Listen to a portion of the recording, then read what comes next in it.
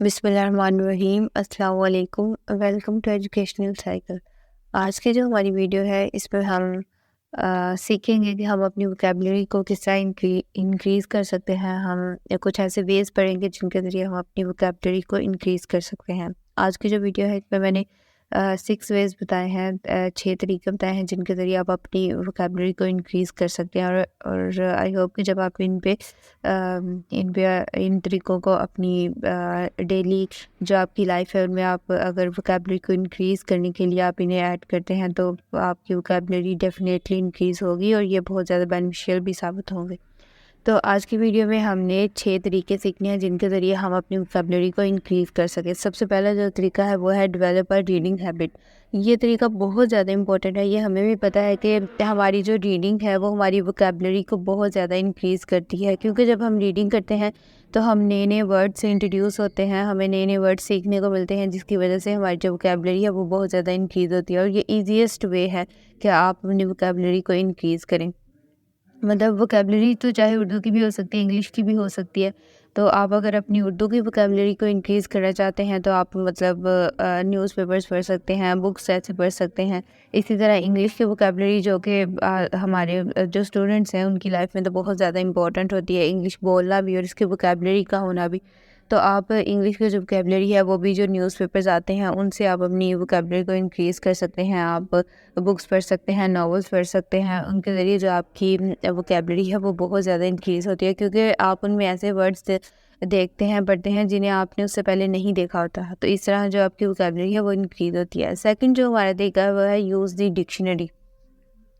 जब आप डिक्शनरी का भी यूज़ करते हैं तो उसमें भी आपको जो आपने रीडिंग कर लिया, आपने देख लिया कि ये वर्ड्स हैं जिन्हें मैंने पहले नहीं देखा और ये बिल्कुल नए वर्ड्स हैं मेरे लिए। अब उन्हें जब आपने उसका यूज़ सीखना है, आपने ये देखना है कि इसका इस्तेमाल कहाँ होता है, तो उसके लिए आपको डिक्शनरी की ज़रूरत पड़ेगी, जो कि आपको बताएगी कि आप इसको प्रॉपर्ली कहाँ यूज़ कर सकते हो। वहाँ आप सिनोनियम्स भी देख सकते हो कि मतलब एक वर्ड जो है उस वर्ड की जगह मैं दूसरा वर्ड भी यूज़ कर सकता हूँ, क्योंकि उसका मतलब भी वही है जो पहले वाले वर्ड का है। तो इस तरह जो सी डिक्शनरी है ये भी आपकी वोकेबलरी को इंक्रीज़ करने में बहुत ज़्यादा ही मदद देती है, बहुत ज़्यादा ये आपके लिए बेनिफिशियल होती है। इससे आप antonyms, root words, related words को वोकेबलरी में देखते हो जिन्हें आप अपनी डेली कन्वर्सेशन में या अपने राइटिंग स्टाइल में ऐड कर सकते हो। थर्ड जो हमारा वे है वो है प्ले वर्ड गेम्स। अब ये वर्ड गेम्स कौन सी होती हैं? बच्चों को भी अक्सर उनके पेरेंट्स कुछ ऐसी पज़ल्स ला के देते हैं जिसमें उन्होंने वर्ड्स बनाने होते हैं। जोड़-जोड़ के उन पज़ल्स को एक वर्ड बनाना होता है। तो इस तरह की जो सी गेम्स होती हैं ये भी हमारी वोकेबलरी को इंक्रीज़ करती हैं। अगर मतलब हम अपने बच्चों को बचपन से ही थोड़ा-सा इन गेम्स की तरफ, दूसरी गेम्स की बजाय, मोबाइल्स की बजाय अगर हम इस तरह की गेम्स जो सी क्लासिकल गेम्स होती हैं लाइक स्क्रैबल हो गया, बॉगल हो गया या क्रॉसवर्ड पजल्स हो गए, इस तरह की जो गेम्स होती हैं इससे इंग्लिश जो है वो बहुत ज़्यादा इंक्रीज़ होती है, इंग्लिश की वोकेबलरी बहुत ज़्यादा इंक्रीज़ होती है। और ये भी आपको जो आपकी वोकेबलरी है उसे इंक्रीज़ करने में जो गेम्स हैं ये वाली गेम्स मदद करती हैं। उसके अलावा चौथा जो हमारा तरीका है वो है यूज़ फ्लैश कार्ड्स। अब फ्लैश कार्ड्स का यूज़ भी बहुत ज़्यादा बहुत ज़्यादा इसका यूज़ होता है जब हम अपनी वोकेबलरी को इंक्रीज़ करना चाहते हैं, तो इसका यूज़ भी हमें करना पड़ता है क्योंकि ये आपको रिमाइंडर करवाता रहता है। मतलब इस पे आप जैसे फ्लैश कार्ड्स होते हैं, आपने स्टिकी नोट्स बना लिए या आपने कुछ अलग से हाईलाइटेड चीज़ों को उस पे लिख लिया और उसे आपने अपनी कॉपी पे अटैच कर लिया या अपनी नोटबुक पे अटैच कर लिया कि जब भी आपने अपना वो पेज खोला तो सबसे पहले जब आपकी उस पे नज़र पड़ेगी ना जो एक कलरफुल पेपर है या उसके ऊपर आपने लिखे हुए अपने फ्लैश कार्ड्स बनाए हुए हैं, तो आपको पता चल जाएगा कि इस पेज पे मैंने क्या लिखा हुआ है।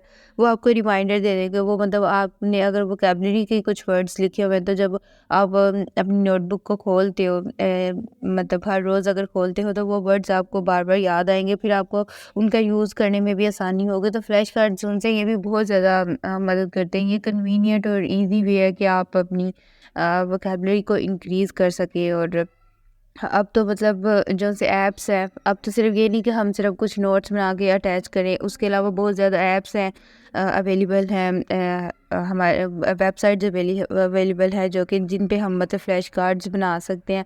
मतलब एक जो सी फ्लैश कार्ड्स बनाने का जो एक तरीका भी है उसे भी बहुत ज़्यादा एक इनोवेटिव भी कर दिया है कि सिर्फ पेजेस पे नहीं आप ऐप्स पे भी बना सकते हो। वो आपकी मदद करते हैं फिर आपकी वोकैबुलरी को इंक्रीज़ करने में।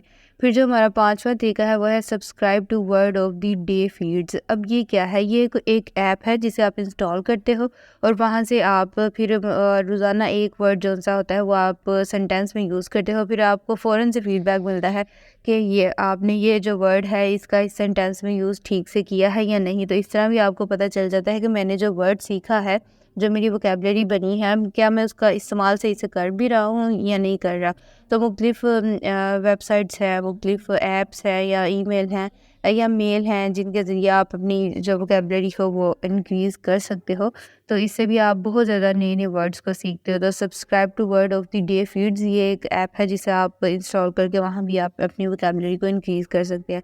अब जो 6 वाला वे है और जो मोस्ट इम्पॉर्टेंट है वो ये है practice using new words in conversation. अब आपने लफ्ज़ सीख तो लिया, आपने नए-नए लफ्ज़ बहुत ज़्यादा सीख लिए, लेकिन उनको सीखने का फ़ायदा तभी है जब आप उसका यूज़ करें। अपनी जो कन्वर्सेशन है, अपनी डेली कन्वर्सेशन है, आपके फ्रेंड्स के साथ है या आपकी मतलब अगर हम फैमिली की बात करते हैं तो ठीक है, फैमिली के साथ आप इंग्लिश में इतना नहीं भी बोल सकते क्योंकि मतलब हम लोग अगर देसी फैमिली से बिलोंग करते हैं तो हम अपने घरों में अपनी जो एक शुरू से एक ज़ुबान चलती आ रही है वही बोलते हैं, या उर्दू बोल रहे होते हैं या पंजाबी बोल रहे होते हैं। तो फैमिली में आप ये कन्वर्सेशन अगर नहीं भी यूज़ कर सकते, मतलब अपनी कन्वर्सेशन में अगर आप अपने नए वर्ड्स को नहीं भी यूज़ कर सकते, लेकिन आप अपने एजुकेशनल जो आपका डिपार्टमेंट है, आपका जो एक इंस्टीट्यूशन है, एजुकेशनल इंस्टीट्यूशन है, आप अपने टीचर्स से बहुत एक अच्छे वे में बात कर सकती हैं, अपने फ्रेंड से। इससे आपका इंप्रेशन भी बहुत ज़्यादा अच्छा पड़ेगा, आपकी वोकैबुलरी भी इंक्रीज़ होगी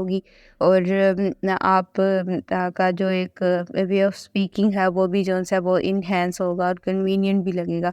तो इस तरह आप ने जो भी वोकैबुलरी सीखी हो, जो भी आपने नए-नए वर्ड सीखे हों, उसका सीखने का फ़ायदा तभी है जब आपको उसका यूज़ आए, और उसका यूज़ आपको तब आएगा जब आप उसे अपनी कन्वर्सेशन में यूज़ करेंगे, अपने फ्रेंड्स के साथ या इवन अपने टीचर्स के साथ। अपने एजुकेशनल इंस्टीट्यूशन में आप पढ़ते हैं, स्कूल्स में, कॉलेजेस में, यूनिवर्सिटीज़ में, आप उधर जब इसे यूज़ करेंगे तो आपके जो सा वोकैबुलरी है वो बहुत ज़्यादा इंक्रीज़ होगी और वर्ड्स का जो यूज़ है वो आपका आहिस्ता-आहिस्ता फिर वो पक्का होता जाएगा, लफ्ज़ आपको मुश्किल नहीं लगेंगे और वो आपकी वोकैबुलरी भी इंक्रीज़ होती जाएगी।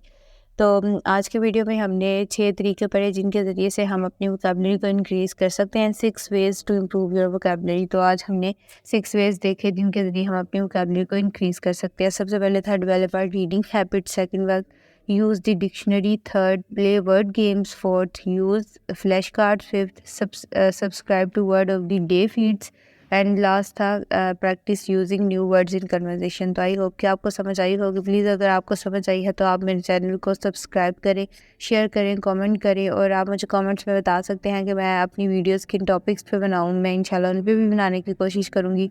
और अगर आपको अंदर से कोई चीज़, अगर आपको कन्फ्यूजन रह जाती है तो आप तब भी मुझे कमेंट्स में पूछ सकते हैं। Thank you.